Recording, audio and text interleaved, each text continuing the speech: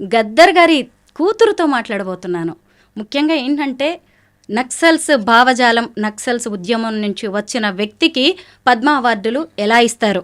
అలాగే బీజేపీ కార్యకర్తలను, ఆర్ఎస్ఎస్ నేతలను, పోలీసులను పొట్టన పెట్టుకున్న వారికి పద్మ అవార్డులు ఇచ్చే ప్రసక్తే లేదని కేంద్ర మంత్రి బండి సంజయ్ గారు లాంటి వాళ్ళు ఇంత పెద్ద వ్యాఖ్యలు చేసినప్పుడు కూతురిగా మీకేమనిపించింది?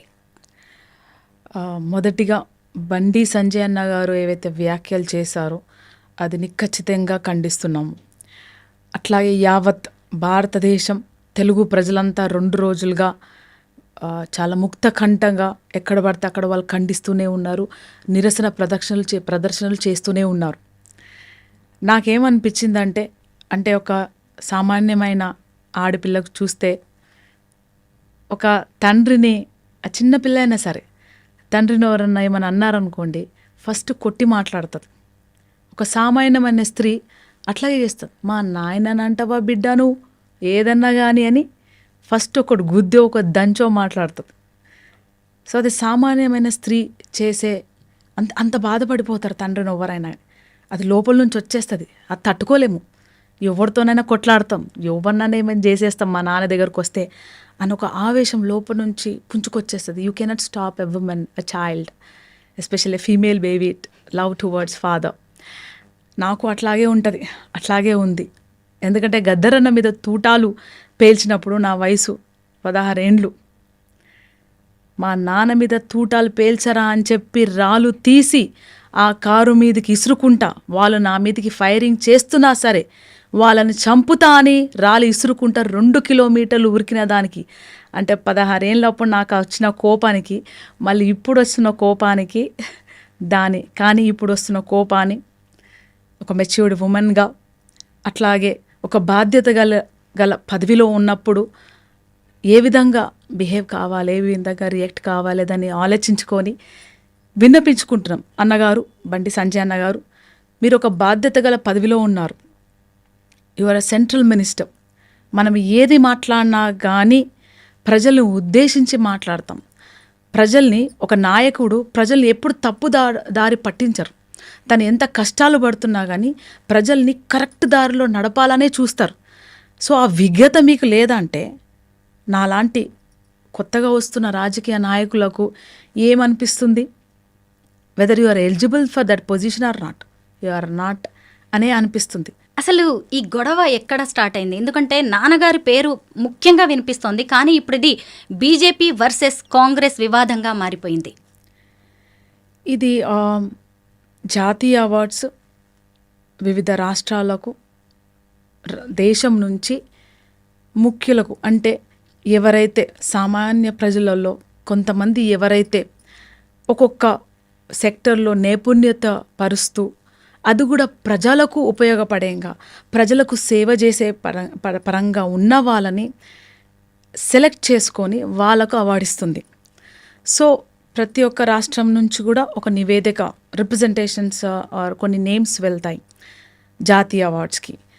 అప్పుడు రాష్ట్ర ప్రభుత్వం కొంతమంది పేర్లను ప్రతిపాదించి పంపించినప్పుడు ఆ 5గురిలో 6గురిలో పేర్లు రాలేదు. అట్లాగే మనకు వచ్చిన 2 అవార్డులకు స్వాగతిస్తూ అన్న వాళ్ళకు అభినందన తెలిపారు మన ముఖ్యమంత్రి రేవంత్ అన్న గారు. వాళ్ళకు అభినందన తెలుపుతూ పాటు కొంచెము బాధ వ్యక్తపరిచారు. అంటే బాధ వ్యక్తపరచడంలో తప్పు లేదు, నోటికొచ్చినట్టు మాట్లాడడంలో తప్పు ఉంది. You can convey your message. నేను 10 మందిని పంపించినాను, మన వాళ్ళకి రావాలి, ఎందుకంటే it is our right, they are completely eligible. ఏ విధంగా పంపించామంటే వాళ్ళ పేర్లు వాళ్ళని కళారంగంలో ఎలిజిబుల్ అని పంపించారు. ఒక పాటతో ఒక రాష్ట్రాన్ని సాధించి పెట్టిన మనిషి గొప్పవాడు కాదా?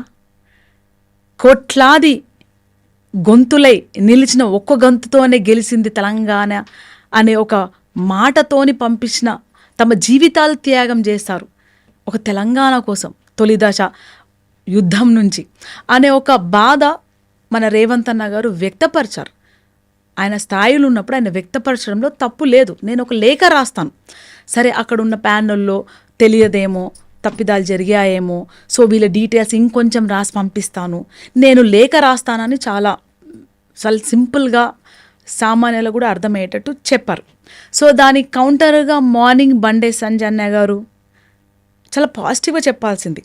అరే మనకు వచ్చినారు, పంపించినారు, అది ప్యానెల్ వాళ్ళు సెలెక్ట్ చేస్తారు, అక్కడ ఏమైనా అయిందేమో గద్దరన్న కానీ, మన గోరెంటి వెంకన్న కానీ, అందరిశ్రీ కానీ, తిరుమలరావు గారు కానీ, సుక్క అన్న కానీ, వాళ్ళందరూ కూడా మనవాలే అని చెప్పింటే మాత్రం అక్కడ ఉంటుండే అన్న బండి సంజయ్ అని. వాడోడు వీడోడు అంటే నువ్వు ఓడు అంటారు. అదే జరిగింది ఇప్పుడు. అంతే కదా.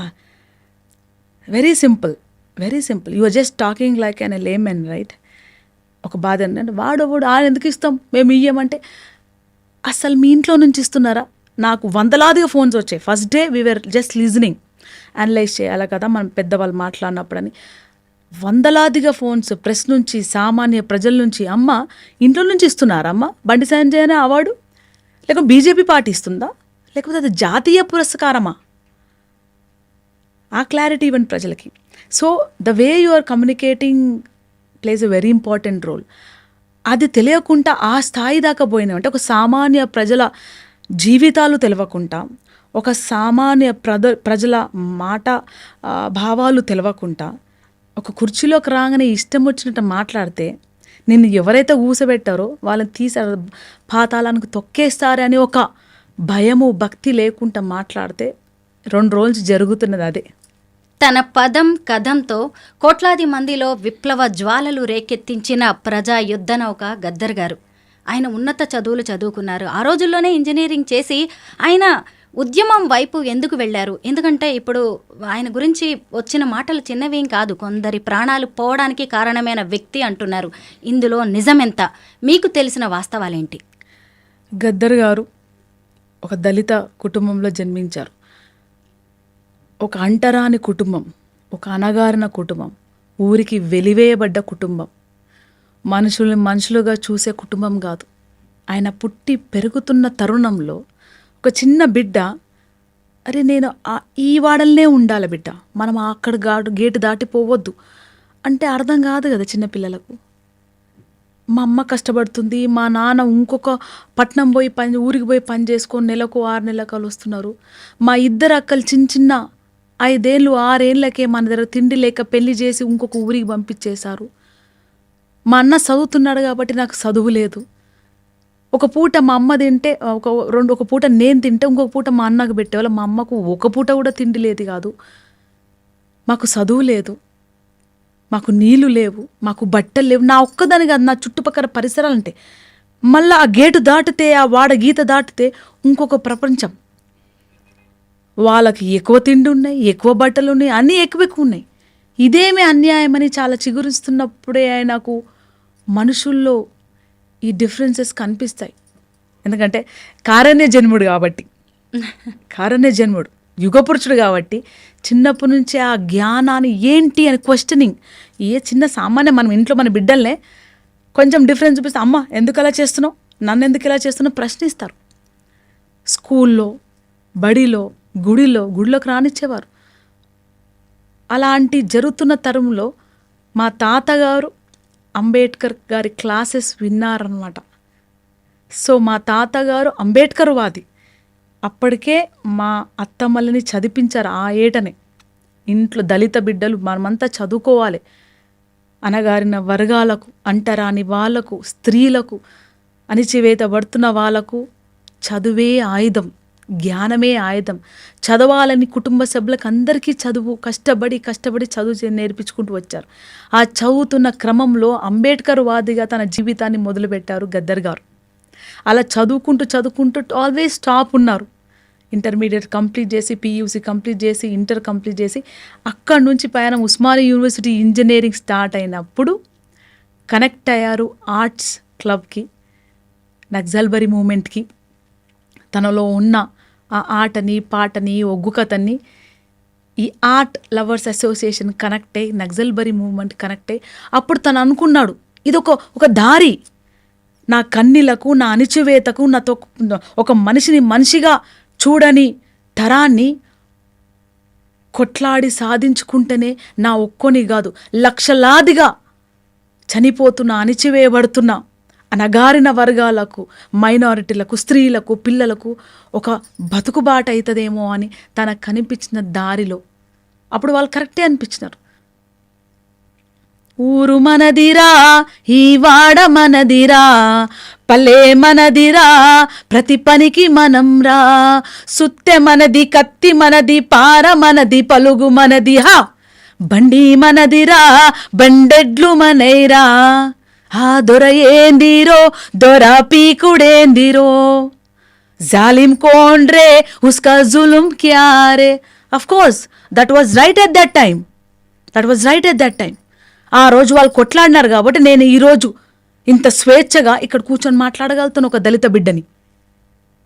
అది సమాజమే అక్కడ. That is a fact there. So అలా ప్రయాణం మొదలైన గద్దర్ గారు then comes to is an naxalite అన్నారు. సో బండి సంజయ్ అన్న గారు అండ్ ప్రజలకందరికి తెలియాల్సిన నిజం, హూ ఈజ్ అ నక్సలైట్. నక్సలైట్లని ఎవరు తయారు చేశారు? నక్సలైట్ అంటే ఏమిటి? వాళ్ళు ఏమన్నా బిజినెస్లు నడుపుతున్నారా? భూదందాలు నడుపుతున్నారా?